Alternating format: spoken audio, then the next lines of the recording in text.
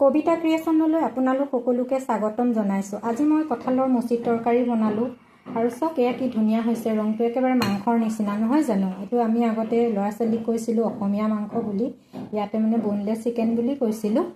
আৰু চাওকচোন কিমান ধুনীয়া হৈছে। এই তৰকাৰীখন খাবলৈ এনেও খুবেই ভাল লাগে নহয়, যেন একেবাৰে মাংস যেনে লাগে। কঁঠালখিনি কাটি ল'লোঁ, অলপ পানী দিছোঁ, পানীত অলপমান নিমখ দি পিনে এনেকৈ প্ৰায় আধা ঘণ্টামানৰ কাৰণে কঁঠালখিনি এনেকৈ তিয়াই ৰাখিম। এনেকৈ তিয়াই ৰাখিলে কঁঠালৰ ভিতৰত যিটো আঠা থাকে সেই আঠাটো কমি যাব।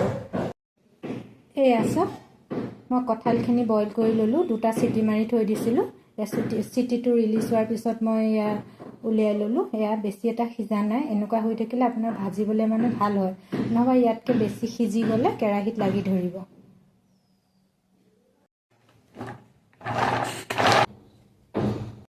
এয়া আদা নহৰুৰ পেষ্টটো দিছোঁ, এয়া ভালদৰে মই ভাজি ল'ম। কঁঠালখিনি দি দিছোঁ।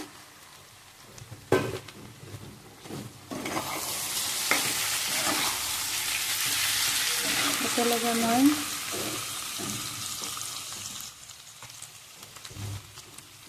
নিমখো দিছোঁ, নিমখটো আপোনালোকৰ সোৱাদ অনুযায়ী দিব।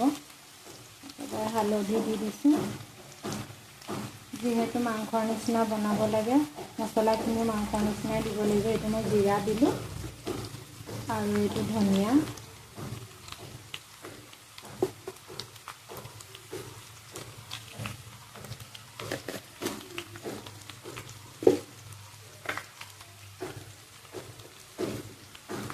এয়া জলকীয়াৰ গুড়ি অলপ দিছোঁ, ৰংটো ভাল লাগিব দেখিবলৈ। এতিয়া এইখিনি মই ভালকৈ লৰাই ল'ম।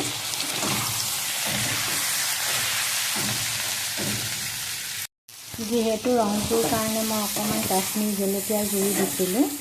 এতিয়া মই ফোৰণত কেইটামান শুকান জলকীয়া দিছিলোঁ আৰু এতিয়া মই কেইটামান কেঁচা জলকীয়া দি দিম। কেঁচা জলকীয়া দিলে খুবেই ভাল লাগে আৰু এইকেইটা বিৰাট জ্বলা আছে এই জলকীয়াকেইটা। সেয়া কেইটামান দি দিছোঁ, ইয়াতে ভাজি হৈছে এতিয়া।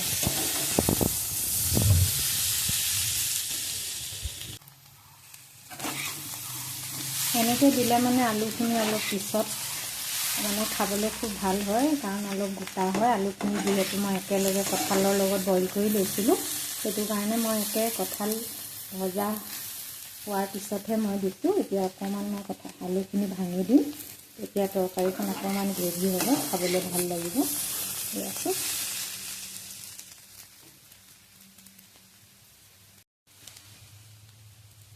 এয়া এতিয়াহে মই পানী দিম, গৰম পানী দিছোঁ অলপমান। অলপ গ্ৰেভি কৰিম, পানীটো বহুত বেছি নিদিওঁ, অলৰেডি সিজিছেই কঁঠালটো ভাজি থাকোঁতে। এতিয়া মই অলপমান পানী দিম, অলপ উতলিবৰ কাৰণে এনেকৈ ঢাকি দিম।